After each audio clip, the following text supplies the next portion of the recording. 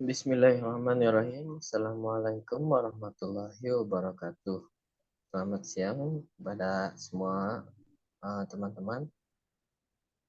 Untuk kali ini kami dari kelompok 4 D1 akan menampilkan sebuah materi mengenai konsep dasar BK belajar. Nah, sebelumnya yang saya hormati Ibu dosen pengampu, Ibu Tuti Alawiyah MPD, dan juga teman-teman yang saya banggakan. Untuk mempersingkat waktu, mungkin saya akan mengenalkan anggota kelompok. Di antaranya ada Teh Han. Sudah ada Teh Han? Sudah, Kang. Dan juga ada Bu Herni ya. Bu Herni. Hadir, Kang. Ya, baik.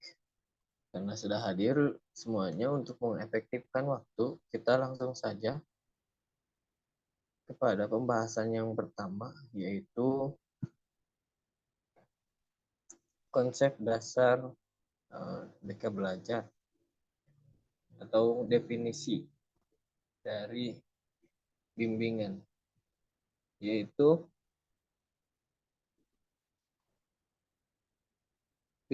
bimbingan merupakan bantuan yang diberikan oleh seorang yang baik pria ataupun wanita yang terlatih dengan baik dan memiliki kepribadian dan pendidikan yang memadai kepada seorang manusia untuk membantunya mengatur kegiatan, keputusan sendiri, dan menanggung bebannya sendiri.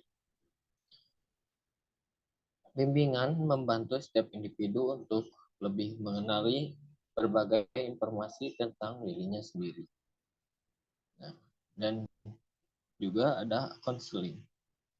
Konseling adalah proses pemberian bantuan yang dilakukan melalui wawancara konseling oleh seorang ahli konselor kepada individu yang sedang mengalami sesuatu masalah yang bermuara atas teratasinya masalah yang dihadapi oleh klien. Jadi, bimbingan konseling belajar adalah bimbingan yang dilakukan oleh konselor kepada konseli agar konseli dapat mengatasi masalah-masalah dalam belajarnya secara mandiri. Mungkin sekian yang saya sampaikan mengenai definisi konsep dasar BK belajar. Untuk materi selanjutnya yang akan disampaikan oleh Teh Han. Saya persilahkan. Baik, terima kasih Kang Torik. Selanjutnya di sini ada tujuan layanan bimbingan dan konseling belajar. Nah, ada beberapa hal yang melatar belakangi tujuan bimbingan dan konseling belajar. Di antaranya, pertama ini ada menurut teori humanistik, tujuan belajar adalah untuk memanusiakan manusia. Proses belajar dianggap berhasil apabila si pelajar mampu memahami dirinya dan lingkungannya. Nah, sedangkan teori belajar itu adalah usaha memahami perilaku belajar dari sudut pandang pelakunya, bukan dari sudut pandang pengamatnya. Akan tetapi, dunia modern berpegang pada teori belajar humanistik. Yang kedua, ini ada menurut Rogers, penting dalam proses pembelajaran untuk mencapai tujuan-tujuannya. Yakni yang pertama, menjadi manusia berarti memiliki kemampuan wajar untuk belajar. Yang kedua, kita yang akan mempelajari hal bermakna bagi dirinya. Yang ketiga, pengorganisasian bahan pengajaran. Dan yang keempat, belajar relevan atau relatif. Bimbingan belajar ini merupakan salah satu bentuk pelayanan bimbingan yang penting diselenggarakan di sekolah. Tunjukkan bahwa kegagalan-kegagalan yang dialami siswa dalam belajar tidak selalu disebabkan oleh kebodohan atau rendahnya intelijensi. Sering kegagalan itu terjadi disebabkan mereka tidak mendapatkan layanan bimbingan yang memadai apabila kesemuanya digabung. Maka dapat diperoleh kesimpulan bahwa siswa mempunyai personal untuk belajar secara wajar. Siswa belajar supaya pandai, adalah itu benar. Nah, dengan catatan materi pelajaran itu tidak dipaksakan dan materi pelajaran itu akan diserap sesuai dengan kemampuan masing-masing dari siswa tersebut. Dalam pencapaian tujuan belajar ini, sangat diharapkan adanya pengorganisasian bahan pengajaran supaya sesuai dengan dunia persepsi siswa. Belajar relevan berarti mempelajari hal penting bagi dirinya dan relatif terhadap perubahan dunia sosial. Semua menuntut perubahan dan perubahan ini akan diserap siswa juga pada akhirnya. Tidak ada paksaan lagi dalam proses pencapaian tujuan belajar. Baik, mungkin hanya segitu pemaparan dari saya kembalikan ke moderator. Baik, terima kasih Teh Han yang telah menyampaikan tadi ya mengenai tujuan pelayanan bimbingan dan konseling belajar. Untuk materi selanjutnya yaitu fungsi bimbingan dan konseling belajar yang akan disampaikan oleh Bu Helmi. Baik, terima kasih kepada moderator. Kali ini saya akan mencoba untuk memaparkan terkait dengan fungsi bimbingan dan konseling belajar. Di sini ada beberapa fungsi dari bimbingan BK Belajar, di antaranya satu, fungsi kognitif. Melalui fungsi kognitif ini, manusia menghadapi objek-objek dalam suatu bentuk representatif yang menghadirkan semua objek itu dalam satu kesadaran. Nah, hal ini sangat penting karena berhubungan dengan aktivitas mental berpikir.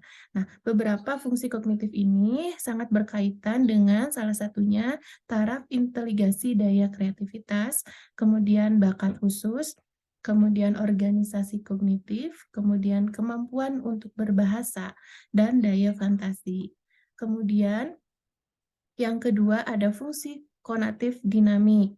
Nah, fungsi ini berkisar pada penentuan suatu tujuan dan pemenuhan suatu kebutuhan yang didasari, yang disadari, dan dihayati. Nah, jadi semakin tinggi tahapan perkembangan anak, semakin boleh diharapkan bahwa siswa mampu berpartisipasi dalam proses belajar mengajar secara aktif dengan suatu tujuan. Terdiri dari satu, karakter hasrat yang berkehendak, kemudian yang keduanya motivasi untuk belajar. Yang ketiga ada fungsi efektif. Nah, fungsi ini merupakan perasaan manusia mengadakan penilaian terhadap semua objek yang dihadapi dan dihayatinya. Nah, di sini alam perasaan seolah-olah terdiri dari beberapa lapisan yang berbeda, perannya terhadap semangat belajar. Nah, adapun yang terkait di satu, temperamen, kemudian perasaan, sikap, minat, dan fungsi sensorik motorik. Nah, yang terakhir ada fungsi sensorik motorik. Fungsi ini kemampuan yang dimiliki siswa di bidang psikomotor, juga merupakan bagian dari keadaan awal di pihak siswa. Dalam proses belajar yang harus menghasilkan keterampilan motorik, perolehan kemampuan yang dimaksud adalah antara lain kecepatan menulis, kecepatan berbicara, kemudian artikulasi dari kata-kata yang diucapkan, kemudian bagaimana cara anak itu menggunakan alat-alat, menggunting, memotong, dan yang lainnya. Kemudian di sini ada prinsip bimbingan belajar prinsip bimbingan dan konseling belajar. Nah, di sini ada 7 poin. Yang pertama adalah prinsip kesiapan. Prinsip kesiapan ini merupakan tes belajar yang dipengaruhi kesiapan murid. Yang dimaksud dengan kesiapan adalah kondisi individu yang memungkinkan ia dapat belajar. Kemudian ada prinsip motivasi. Nah, prinsip motivasi ini suatu kondisi dari pelajar untuk mempraktikkan kegiatan, mengatur arah kegiatan itu, dan memelihara kesungguhan. Yang ketiga ada prinsip tujuan. Nah, di sini tujuan harus tergambar jelas dalam pikiran dan diterima oleh para pelajar pada saat proses belajar terjadi. Nah, yang keempat, ada proses belajar afektif. Ini seseorang menentukan bagaimana ia menghubungkan dirinya dengan pengalaman baru. Belajar afektif mencakup nilai, emosi, dorongan, minat, dan sikap. Kemudian yang kelima, ada proses belajar psikomotorik. Dalam proses ini, individu menentukan bagaimana ia mampu mengendalikan aktivitasnya. Yang keenam, ada prinsip evaluasi. Nah, jenis ini merupakan cakupan dan validasi evaluasi dalam mempengaruhi proses belajar saat ini dan selanjutnya. Pelaksanaan latihan evaluasi ini memungkinkan bagi individu untuk menguji kemajuan dan pencapaian tujuannya. Dan yang terakhir ada prinsip persepsi. Nah, seseorang cenderung untuk percaya sesuai dengan bagaimana ia memahami situasi.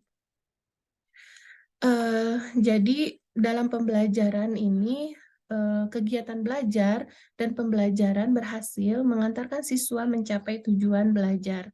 Jadi sulit bagi guru untuk menyusun strategi pembelajaran di metode pembelajaran dan teknik evaluasi yang sesuai dengan karakteristik kelas dan materi yang disampaikan. Kemudian arti dari prinsip belajar itu sendiri adalah konsep-konsep yang harus diterapkan di dalam proses belajar mengajar. Mungkin itu saja, saya kembalikan kepada moderator. Mohon maaf apabila ada kekurangan dan kesalahan dalam penyampaian materi. Terima kasih.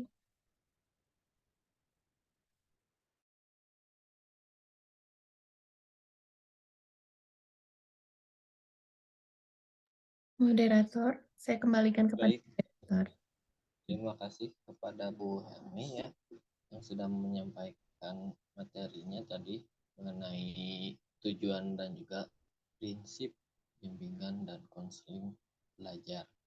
Nah, dapat disimpulkan dalam bimbingan belajar merupakan salah satu bentuk pelayanan bimbingan yang penting ya diselenggarakan di sekolah. Tunjukkan bahwa kegagalan yang dialami siswa dalam belajar tidak selalu disebabkan oleh kebodohan atau rendahnya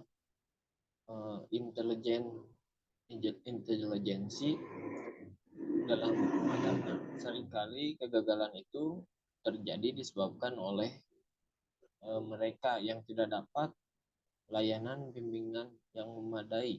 Apabila kesemuanya digabung, maka dapat diperoleh kesimpulan bahwa siswa mempunyai persoalan untuk belajar secara wajar. Nah, di dalam kegiatan belajar terdapat pula prinsip-prinsip dalam belajar. Seorang guru akan dapat melaksanakan tugas dengan baik apabila ia dapat menerapkan cara mengajar yang sesuai dengan prinsip-prinsip seorang yang belajar. Mungkin sekian dari kelompok kami. Mohon maaf segala kekurangannya. Billahi fisabilillah. Assalamualaikum warahmatullahi wabarakatuh. Waalaikumsalam warahmatullahi wabarakatuh.